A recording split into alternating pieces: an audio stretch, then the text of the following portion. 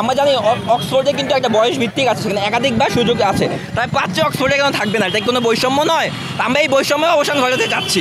আমরা মূলত ঢাকা বিশ্ববিদ্যালয়ে দ্বিতীয়বার ভর্তি পরীক্ষার সুযোগটা আবার পুনরায় চালুর জন্য এখানে এসেছি আজকে।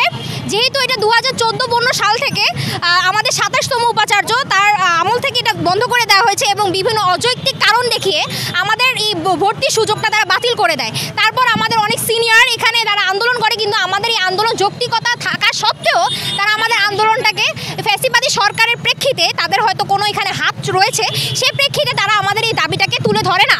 তারপর তারা আমাদের দাবিটাকে অযৌক্তিক বলে তারা এখনও পর্যন্ত এটা নিয়ে উপহাস করতে থাকেন। তাই আমরা চাচ্ছি এই উপহাসটা বন্ধ করে, যেহেতু ফ্যাসিবাদী সরকারের নিরসন ঘটেছে, এখন আমরাও চাই ফ্যাসিবাদের বৈষম্যটা আমরা নিরসন করতে। বিদেশেও আমাদের অনেক বড় বড় বিশ্ববিদ্যালয় সেকেন্ড টাইম রয়েছে। শুধু সেকেন্ড টাইম বলে কিছু নাই, তারা বয়স ভিত্তিতে আমাদের বিভিন্ন ক্ষেত্রে আমাদের ভর্তির পরীক্ষার সুযোগ করে দেয়।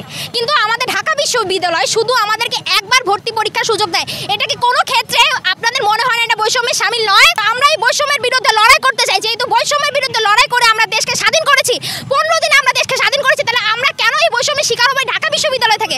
আমাদের বাংলাদেশে সাহিত্য 4টা ভার্সিটি আছে, ঢাকা বিশ্ববিদ্যালয় বাদে বাকি 3টাতেই আমাদের কিন্তু সেকেন্ড টাইমের একটা পরীক্ষা সেটা চলে আসছে।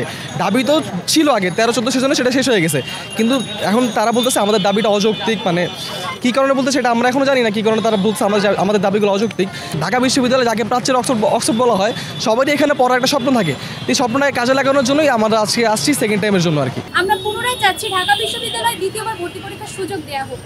আমরা কি জানি? আমরা জানি একটি দেশকে উন্নতির শিখরে নিয়ে যেতে আমাদের উচ্চশিক্ষা দরকার। আর সেই উচ্চশিক্ষার প্রশ্নে প্রত্যেকটি শিক্ষার্থীর চোখে আমরা কি দেখতে পাই? তাদের লালিত স্বপ্ন হচ্ছে তারা ঢাকা বিশ্ববিদ্যালয় পড়বে, সেখান থেকে তারা তাদের মেধার পরিচয় দেবে।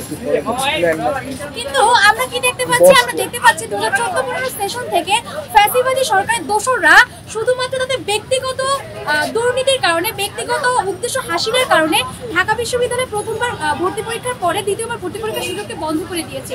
যেহেতু আমরা বৈষম্য দূর করে দেশকে স্বাধীন করেছি, সুতরাং আমরা চাচ্ছি দেশের প্রত্যেকটা সেক্টরে যেখানে শিক্ষার্থীদের সাথে, সাধারণ মানুষের সাথে বৈষম্য হচ্ছে, সেই বৈষম্যগুলোকে দূর করব।